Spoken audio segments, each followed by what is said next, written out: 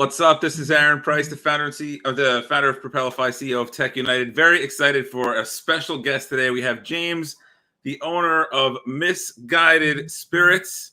They are a partner of ours at Propelify this year. What I love is that James is in the car doing deliveries, running the hustle right at this moment. James, thanks for joining us. Good to see you. Don't get in an accident. No, I'm not in an accident. We're good. Well, don't get in one, but if you don't need to, normally I'd say you got to look at the camera, but in this case, it's cool if you don't look at the camera. We're good. I'm going to find a parking spot really quick. So, just to give you I was asking you while we were backstage. Yeah. How did you get into doing this? What's your background? So I'm a bartender, beverage director, manager from a lot of famous places in New York City. What I found, so I moved to New York via a bicycle trip. I bicycled around the world for 4.5 years on $100. And when I was in Africa, I'm hoping that means starting with $100, not making the $100 last the whole 4 years. No. I started in Orlando with $100. That was in 2005. And I rode a bike from Orlando to LA on $100. It took 4.5 months. And I met a guy named Dov Charney who owned American Apparel. And he said, if I bought you a better bike, could you continue the trip around the world? I have a party for you and I'll clothe you. And so my purpose of that trip was to show that there was an energy in the world where you didn't have to have money and you could live by just exchanging your energy, in the sense of I could work in a restaurant, do dishes. Instead of going to college, I went around the world that way. Unfortunately, when you get into Africa, the lack of their money and being a privileged American doesn't really communicate well to the civil war on the Casamance, which is between Guyana and Senegal. And so I was sent home. I had a friend had to bail me out. And she said, listen, I'm only going to bail you out if you move to New York City. And that's how I got here. Wow. Why did she want you to move to New York City? She said that my energy would fit perfectly in New York, and she was dead on, man. This city has given me everything. My wife, my business, the heartbeat of New York, and the people, the culture, the community, especially being in the bar restaurant industry, so thick. I found, I come from a pretty interesting background. I didn't go to college, grew up, single mother in Florida, come from a long line of people that really didn't do anything for themselves. And when I got to New York, I was able to build family and community here with people that had this energy and drive that I hadn't experienced anywhere else in the world. And it allowed me to meet my business partners and, kind of develop a passion for what I wanted to do. And, really what we do is liquor, but at the core of it, we're one of the only employee-owned liquor companies in the country. So we wanted to start a company that really had an ethos and energy that cared about our employees first. The product is quality, but at the end of the day, what we're trying to do is reestablish a new way to sell liquor and beverages in the United States in a different model where people have skin in the game and equity that's actually purposeful and gives them drive. And we cultivate entrepreneurs, not find entrepreneurs. You know what I mean? Yeah, because most of the liquor brands are, pretty giant companies are rolled up into very few, right? So you're trying to be the alternative to that, right? 100%. What we're trying to do is, you just need to give us an in, and we need, bartenders went through the same thing right now in the pandemic. You had a lot of owners that, had bartenders and waiters risking their lives, but it was like, for what? For nothing. There was no tips, no nothing. There was no equity. They didn't have equity in the bar. So, we wanted to start a company that was for bartenders, by bartenders, where you knew that the money that you're putting into the company when you buy is going back to the guys selling it, not some C-suite or a global marketing plan that from people that are out of touch with bar industry right now. I think a lot of people in bars are really, confused about why we're doing it, in the sense of why are we risking our lives for customers that want to yell at us for vaccination, don't want to tip us. There's a lot of sassy attitude right now in the hospitality industry, and people are kind of burnt out, man. So totally. That's why I got a lot of questions for you. So I want to go back to the bike ride for a second. Yeah. Actually, I want to go back to the family piece for a second, because you said something about you came from a long line of people who never really took accountability, never really did much. Propelify is named Propelify. It's about propelling ideas into action, taking those sitting around the back porch ideas and actually getting up off your ass and making them happen, which is what you've done for yourself. Why do you think in your family culture, you were the guy who's decided to actually take action? What do you think was missing from, and I'm just curious in general, I'm making some big assumptions here, so I apologize, I'm a little off, but I'm wondering for people who are watching about, who are sitting at home going, yeah, I've got an idea. Maybe I should do this, maybe I shouldn't. What gave you the drive to actually take action? Well, I think it was having a great mother that knew that being a single mother, there was going to need to be good people around me to help bring me up. So my mom put me in Big Brothers, Big Sisters, and I had a big brother named Chris Hewer, who is considered the social media guru. He was part of the launch of Palm Pilot when it first came out. You know, he gave me my first computer, but really having that mentor when I was, 10, 11, 12, 13, 14, it showed me that there was a different world outside of being handicapped by financial boundaries, right? So we grew up very poor, welfare family to a certain degree. And, having a mentor, and then this is what I, reach out to your community. And what I want to do eventually is inspire people that are younger. It's really touching people that are, if you're doing really good and you're listening to this, take that opportunity to give back to younger people, because that actually does have an impact. I wouldn't be here without my big brother. I'll say that. And, even though I didn't go to college and more rebelled against the the constructors of the normal pathway, I think I wouldn't be in the place I am right now without my big brother. So, yeah, love that. Finding something that's inspiring to open up your mind to bigger ideas, and it's amazing that you took that to heart and have clearly made that happen. On the bike ride, right? Yeah. It seems like you're a guy who believes in karma, believes about, for those who are listening, this is our first time I'm meeting James. I'm loving it, but it seems like you're somebody who believes in putting good in the world and it comes back around.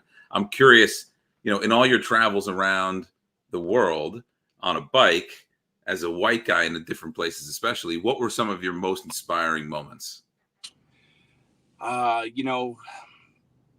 There was, you got to think I did that bike trip on $100. So for breakfast, lunch, and dinner, I'm talking to restaurants, bars, knocking on doors of people that are in the countryside, asking if I can mow their lawn, if I could do whatever I could for food. That's all I needed. I need food and water. I didn't need your money. So, I'm covered in tattoos. When we meet, I'm full sleeved. Always have been. And, being tattooed in the Midwest and some parts of Montana were a little aggressive. There was two moments that really stood out.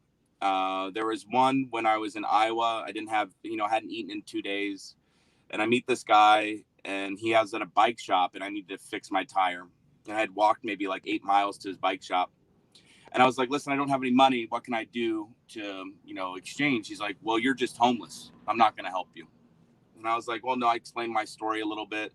He's like, well, I'll tell you what, I'm working on my house. You can dig out my basement and I'll help you fix your tire. And so I was like, okay, I'll do what I got to do. And so this guy had a mud in his basement up to my head. He gave me a shovel and I dug out his basement in a week. He fed me every day. And at the end of the time, he was like, I really did not expect you to be the human that you are. I judged you, and I wanted to say I'm sorry.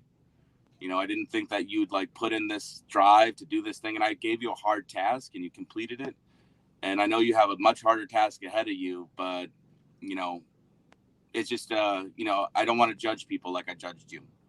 And that was it really defined that moment for me. It's like why I was doing these certain things is although I was homeless and I was living this sort of punk phase and rebelling against college, doing certain things where I was kind of flipping the script on what people thought of me and also what they thought of a counterculture could be, right, was inspiring too. Yeah. Another part was when I was in the Browning Indian Reservation, I met this guy named Terry Running Crane. He was an Indian shaman guy. He took me in, and just to be around that energy and those people and to hear that history and story where we could connect on poverty, we can connect on spirit. It was transcendental in certain aspects, to have them call in so they have this thing called grandfather spirit, and they had this ceremony for me for my trip. And it was just really, really incredible to to be a part of that. Getting into Africa, I didn't speak French. Some parts of Morocco were really hard to deal with. Going down into Senegal and Guyana, I mean, they had dinghy at one point. The guy that I was riding with had his hand cut off when he rode in front of me for about a couple days, just so they could steal his camera. Just crazy stuff happened. And at that point I was 21, 22, super young, man. So to see all that, and then to come into New York and just be happy, like, hey, I have housing, I have a job, I have community. Now let's see where we can go. Like, how far can we take this roll of the dice? And how can I start companies with that energy, right? Ben Novak on my board asked, I don't know if you can see it, I'll read you the question, but he said, how have you found the New York City entrepreneurial community has compared to other places, or how do you find it compared to other places you've lived, or in this case, maybe just traveled? Well, so I will say this, I'm coming from a bar industry community, and I haven't really dabbled in the entrepreneurial community because I've just been I launched 3 months before the pandemic. So it took me 3 years to raise the money. And a lot of people in the bar community thought I was crazy. They're like, there's no way a bartender can start his own liquor company. You're crazy. That's never going to happen. And I heard a lot of no's. And when I heard a lot of no's, that means that there's a yes there, right? Like, I'm going to do this. And if people don't believe it or they think it's stupid, that's when you got something, right?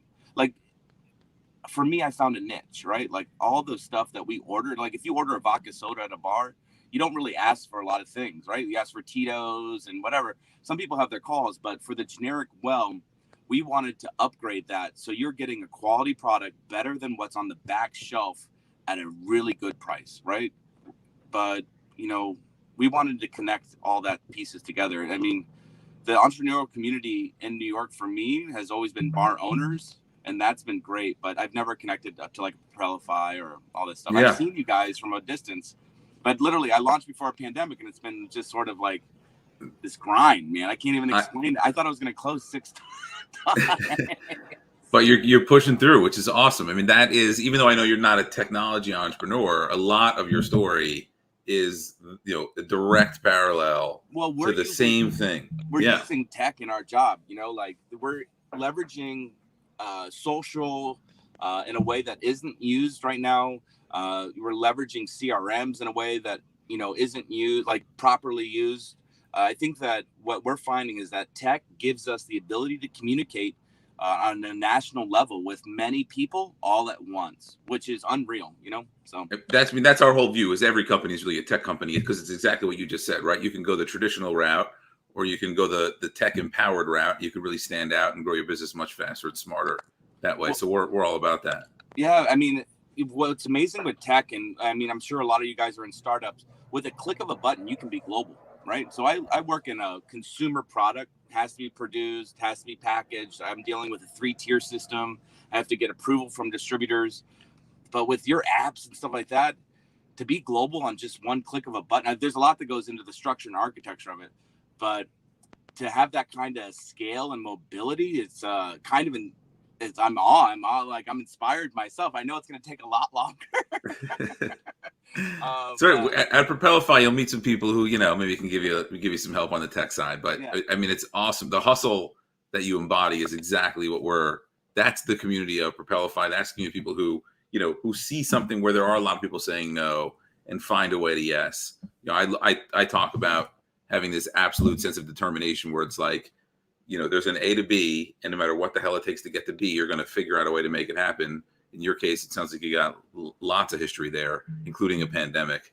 But you've given us some awesome product that I don't know that you've even seen yet. We have going to engrave with a message. Oh, here's the engraving in the little hyperlapse video. But we are engraving each bottle for each of our speakers as a speaker gift, and I know that at least one of the speakers is watching, so he better be psyched.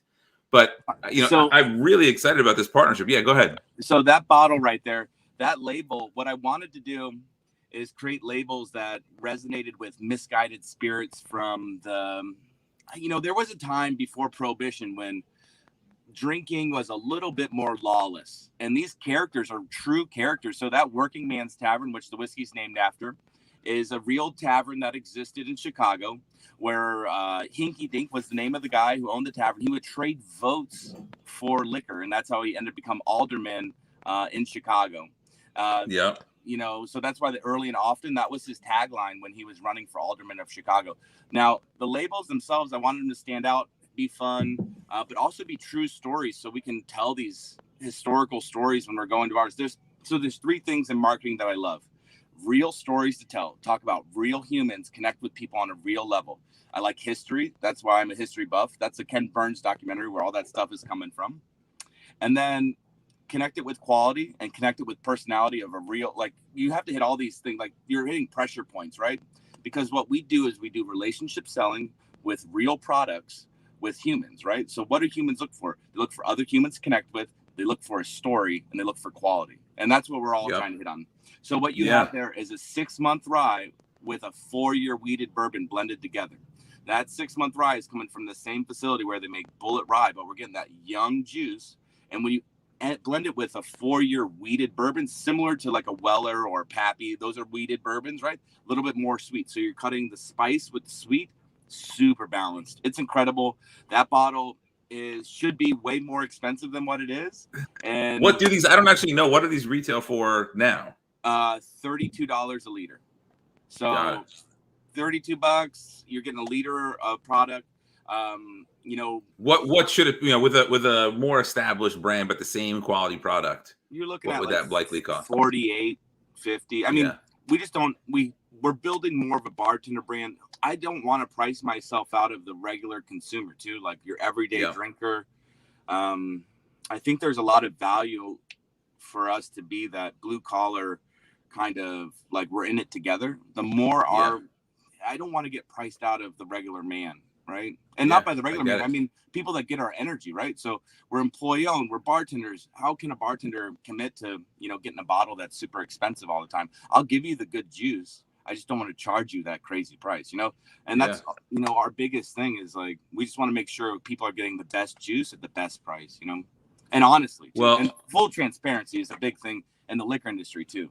I think a lot of people aren't fully transparent about the blends, what's going in it, where they're getting their juice from, how they're doing it. So yeah. Well, I'm really psyched to see you at Propelify. It's coming up on October 6th. People can go, if you're watching, you haven't gotten a ticket yet, you can go to propelify.com, use the code Misguided for a free ticket. You can try this awesome juice, which is not normally what I call it because I have kids and they'll get confused, but why the hell not? And you get to meet James and hear more about his awesome story traveling around the world and starting this company. James, I'm really appreciate your partnership here and looking forward to seeing you in a couple of weeks. Thanks so much for joining us today, and good luck on the rest of your deliveries. Hey, Aaron, I want to invite we have this thing called a Wall of Death that we have in Brooklyn. It hasn't been in Brooklyn since 1938 in Coney Island.